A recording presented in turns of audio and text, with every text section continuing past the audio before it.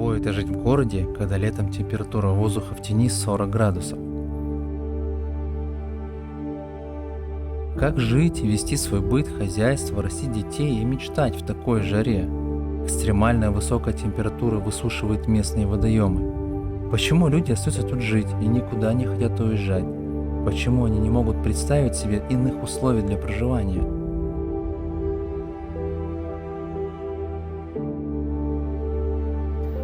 Это видео о людях, которые наслаждаются жизнью в солнечной Элисте, в самом жарком регионе России.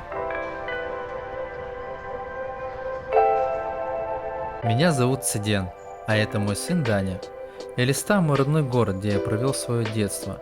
Мне довелось пожить в разных уголках России, включая Дальний Восток, где и родился мой сын Даня. Но менее года назад мы вернулись в Элисту и хотим показать, как прекрасно живут люди в этом солнечном месте. Калмыкия находится на юге России, потому теплый сезон тут начинается рано. Июль и август – это время, когда жара достигает своего пика. Но бывают сезоны, когда с первого дня лета и до конца августа жара не сдает своих позиций. В этом году лето удивило нас прохладой, а жаркая погода не торопилась приходить. Но в начале августа наконец термометры показали 39-40 градусов. Это температура в тени. На солнце можно ощутить и все 55-60 градусов солнечной любви. В городе некоторые термометры показывают чуть завышенные показания из-за воздействия окружающих условий. Но я всегда привык ориентироваться на домашний термометр, который мудро спрятан от прямых лучей солнца. И вот сейчас он показывает нам 40 градусов, признак настоящего жаркого лета. Что такое 40 градусов? Представьте, что вы находитесь в парилке бани, только в одежде. Солнце сияет столь ярко, что глаза болят от его ослепительного света. Земля твердая, высушенная, трава и листья становятся хрупкими, как бумага, и превращаются в сухую массу. Лишь редкие растения могут жить в такой жаре. Гулять под палящим солнцем по-настоящему трудно. Организм быстро истощается, ведь для него это то еще испытание. Очки, зонты, головной убор – обязательные атрибуты при выходе на улицу. И, конечно же, нужно предусмотрительно запастись прохладной питьевой водой.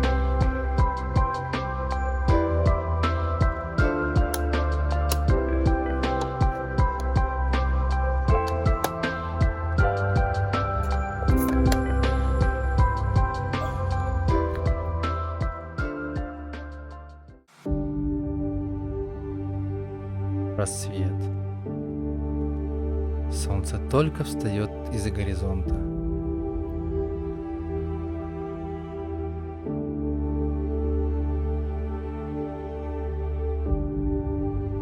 Сегодня утро выдалось пасмурным.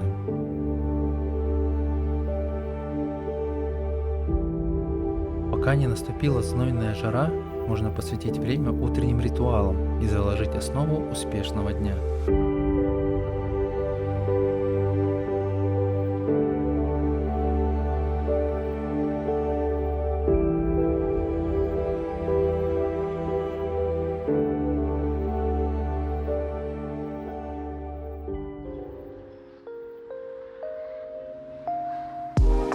Днем жители Элисты предпочитают укрыться в прохладных помещениях и избегают долгого пребывания на солнцепёке. Их выбор наилучшего изобретения человечества – кондиционер, который превращает летний период во вполне комфортное время. Кондиционеры являются неотъемлемой частью Калмыкии, находя свое место в каждом доме, в квартире, офисе, магазине. Времена изменились, и теперь сложно представить нашу повседневность без этого комфортного спутника. Когда не было кондиционеров, моя бабушка искусно сохраняла прохладу в доме согласно своим правилам. Например, во избежание попадания солнечных лучей она закрывала окна с внешней стороны рано утром. В доме не включались устройства, чтобы не добавлять лишнего тепла, а для приготовления еды использовалась летняя кухня. Вечером дедушка брал в руки водопроводный шланг и струей воды остужал раскалившийся двор и стены дома. Если ночью наступала прохлада, то окна дома открывались для распространения свежести. Сегодня кондиционеры облегчают нашу жизнь, но традиция бабушки закрывать окна от солнечного света продолжает существовать и в наше время. Дневная жара оказывает сильное воздействие на активность городских жителей, делая улицы пустынными и тихими в этот самый знойный период дня. Солнце словно растапливает асфальт, заставляя жителей искать убежище внутри зданий. Улицы опустошаются, магазины и кафе могут быть почти пустыми. Активность на улицах практически замирает. Люди убегают от зноя в тени деревьев, в здания и автомобили с включенным кондиционером. И даже те, кто обязан работать на улице, стараются сократить временные рамки своей деятельности, чтобы избежать перегрева.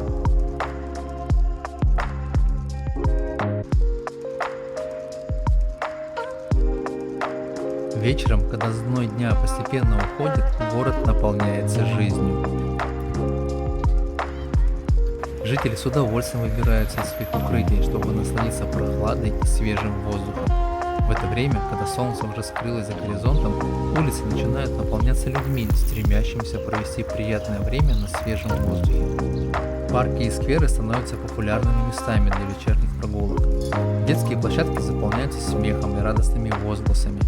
Взрослые жители предпочитают побродить по улицам, пообщаться с друзьями или семьей, сделать небольшую пробежку или покататься на велосипеде. Спортивные площадки оживают звуками игр и тренировок. Футбол, баскетбол, волейбол, любители активного отдыха собираются здесь, чтобы забыть о жаре и погрузиться в игру. Легкая, прохладный, приятный ветерок делают вечерние занятия спортом особенно комфортными.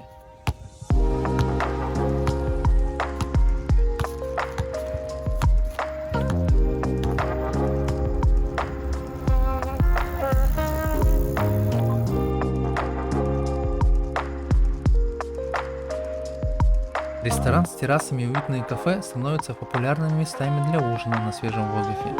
Жители наслаждаются вкусной едой, общением и приятной атмосферой, которые приносят вечерняя прохлада. Вечер в городе становится временем, когда жители могут расслабиться после жаркого дня, насладиться общением и приятными моментами. Вечерний отдых помогает ощутить всю прелесть летнего времени и забыть о дневной знойной жаре. Ну что, немножко остыли, а теперь возвращаемся к жаре. Несмотря на то, что Калмыкия расположена в степи, в Элисте можно заметить достаточное количество деревьев. Однако тени они не удовлетворяют всех.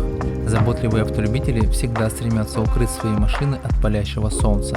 Но если удачное место не найдено и автомобиль простоял под лучами даже недолгих полчаса, салон можно сравнивать с парной, так как сиденье, руль и даже воздух превращаются в пылающий ад. В этом регионе тонировка автомобилей скорее не роскошь, а необходимость. Посмотрите, какое средство защиты лобового стекла от солнечных лучей тут используют. Я впервые такое увидел именно в Элисте. Изнутри на присоске крепится рулон защитной ленты, и при необходимости она раскатывается на всю плоскость стекла.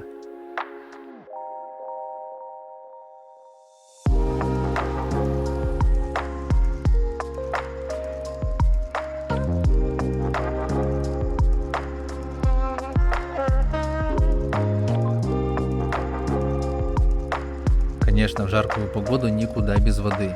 Тут ее пьешь много.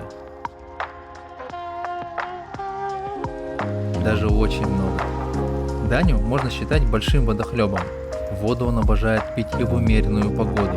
А в Элисте при ее летней жаре Даня поглощает литры живительной влаги. Помню, что с детства мы всегда держали бутылку воды в холодильнике и привыкли пить исключительно ледяную воду. При этом мы никогда не болели. Калмыкии, конечно, традиционно спасает от жары национальный калмыцкий чай. Он варится с молоком и солью. Но я привык его пить просто так, в любое время года и любую погоду.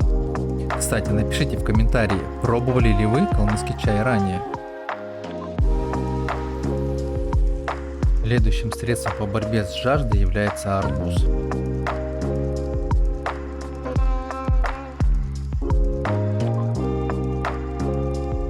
Под жарким солнцем аппетит уходит на покой, потому эта сочная ягода становится настоящим спасением. В Калмыкии изобилие арбузов, размеры которых больше 10 килограммов. Они всегда сладкие и ароматные. Вечерами после тренировок достаточно открыть холодильник, взять охлажденный арбуз и позволить этому сочному плоду восстановить силы.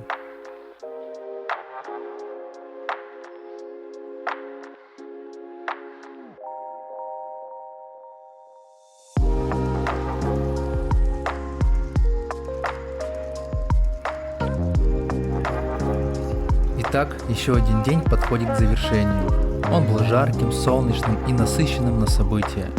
Вместе с бесценным теплом уходящий день нам дарит очередной красивый закат, любуясь которым на миг замираешь и признаешь, как глубоко ты любишь свой родной край. Готовя этот ролик, я сам осознал, что в Калмыкии с жарой не борются, а в Калмыкии с жарой дружно живут. До новых встреч!